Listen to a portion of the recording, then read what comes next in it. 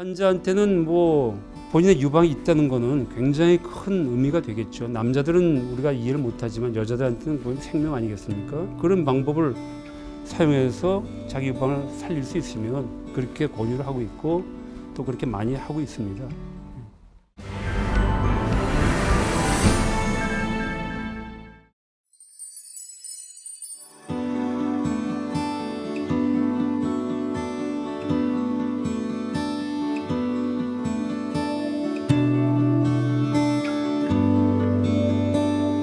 전절제라는 건 뭐냐면 그 유방 조직 전체를 이제 제거를 하느냐 또 일부 남기느냐 그게 이제 전절제냐 이제 유방 부분 절제냐 이제 그렇게 따지는 거고요. 전절제를 하게 되면 당연히 유두하고 피부도 같이 제거가 돼야 나중에 이렇게 봉합했을 때 판판하게 되는 거죠. 유방을 절제해야 되는 경우라면 예전에 유방을 먼저 절제를 하고 몇 년 뒤에 다시 유방을 복원을 많이 했어요. 그걸 유방 지연 복원이라고 하죠. 근데 이제 그건 옛날 개념이고 현재는 유방을 절제를 하면서 동시에 복원을 하는 겁니다. 그렇게 되면 유방암하고 조직은 띄어내지만 피부하고 유두는 살아있게 되는 거고요. 그 빈 공간에 인공유방 임플란트를 넣거나 아니면 자기 뱃살 같은 데를 올려서 이제 거기를 채워주게 되는 거죠.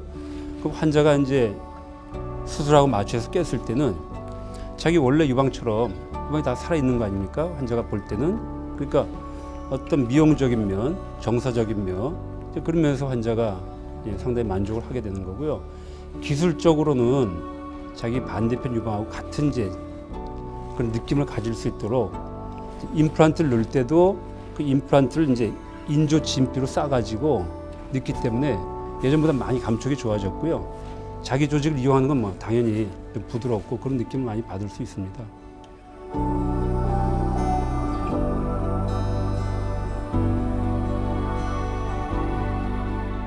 한번 말씀드렸던 것처럼 예전에는 암이 걸리면 유방은 다 무조건 띄어내야 된다. 또 임파선에 갔는지 안 갔는지 모르니까 그 임파선을 다 드러내던 시절이 있었어요. 그러니까 갔을지도 모르고 안 갔을지도 모르니까 이건 다 띄어내면 어쨌거나 띄어내는 거니까 무조건 다 띄어내자. 그래서 임파선을 뭐 10개, 20개 그렇게 띄어내던 옛날 시절이 있었습니다. 근데 만일 띄어내고 보니까 임파선에 암이 하나도 없다든가 좀 한두 개 가 있었다고 치면 그럼 과연 그 나머지 임파선들을 제거를 할 필요가 있냐 그거죠. 필요가 없는 거 아닙니까? 사실은 임파선을 많이 제거하게 되면 팔도 붓고 부종이 많이 오게 됩니다. 그러니까 결과는 좋았지만 뭐 팔이 분 채로 일생을 살아가야 되는 그런 뭐 이상한 그런 경우가 생길 수가 있죠. 그래서 이제 그거는 이제 피하려고 이제 노력을 많이 했고요. 그러면 임파선 전이가 있나 없나를 알 수 있는 방법이 없을까 하는 그런 생각하에서 감시 림프절이라는 걸 이제 생각을 한 거죠. 그건 뭐냐면은 유방암이 처음에 임파선으로 갈 때 그 지나가는 임파선이 있을 거다. 그걸 이제 관문, 감시 림프절이라고 하는데 그럼 걔들을 찾아갖고 걔들을 먼저 검사해봐서 거기 없대면 굳이 딴 데로 더 진행은 안 됐을 거다라는 그런 개념이죠. 그래서 지금 이제 감시 림프절을 거의 다 이제 시행을 합니다.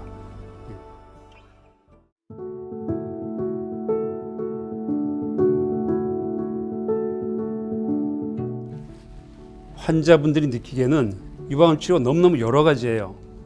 항암 치료, 뭐 항호르몬 치료, 뭐 방사선 치료, 뭐 표적 치료에다가 그걸 다 알 수는 없어요. 모든 환자가. 예를 들어 뭐 수술하고 끝 그런 게 아니라 치료가 굉장히 다양하기 때문에 치료가 복잡하다고 이제 느낄 수는 있어요. 근데 그 다양하다는 게 결국은 환자한테 이제 맞춤. 이 사람한테는 이런 치료, 또 저런 사람한테는 저런 치료. 또 수술도 다 다르고 그러니까 맞춤 치료가 이제 들어갈 수 있는 거죠. 부작용은 적게 또 어차피 항암 치료를 해야 된다면 또 가장 맞는 항암제를 써서 치료 효과를 높이고 이제 하는 이제 그런 목표를 가지고 할 수가 있습니다. 또 그렇게 하고 있고요. 표적 치료제라는 건 말 그대로 어떤 표적을 정한다는 거 아닙니까?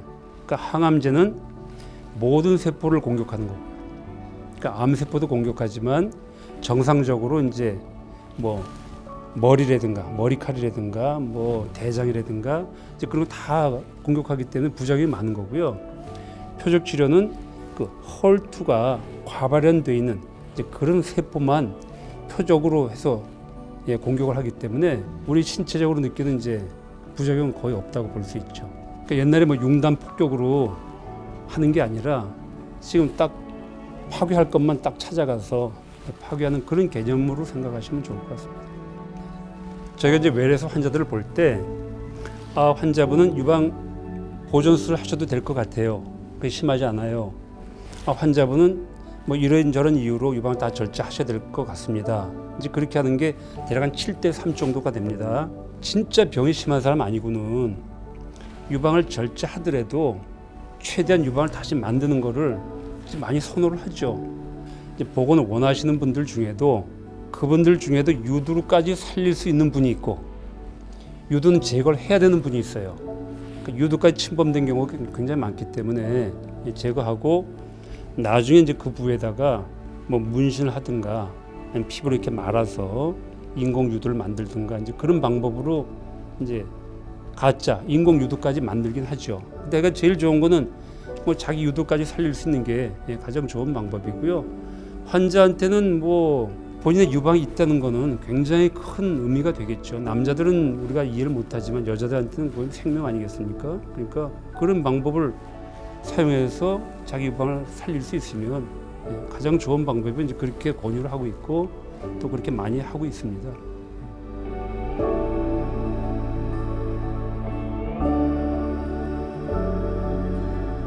(10년) 생존율이라고 하는데요.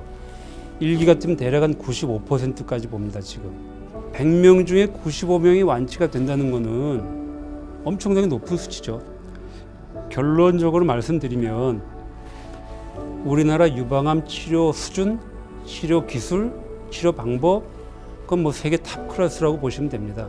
유방암이 많이 발생하는 건 나쁜 소식이긴 하지만 좀 좋은 소식이라고 말씀드릴 수 있는 것은 치료가 굉장히 좋기 때문에 또 그런 걸 위안 삼으시고 잘 치료하시면 뭐 건강하게 얼마든지 정상생활 하실 수 있습니다. 그렇게 말씀을 드리고 싶습니다.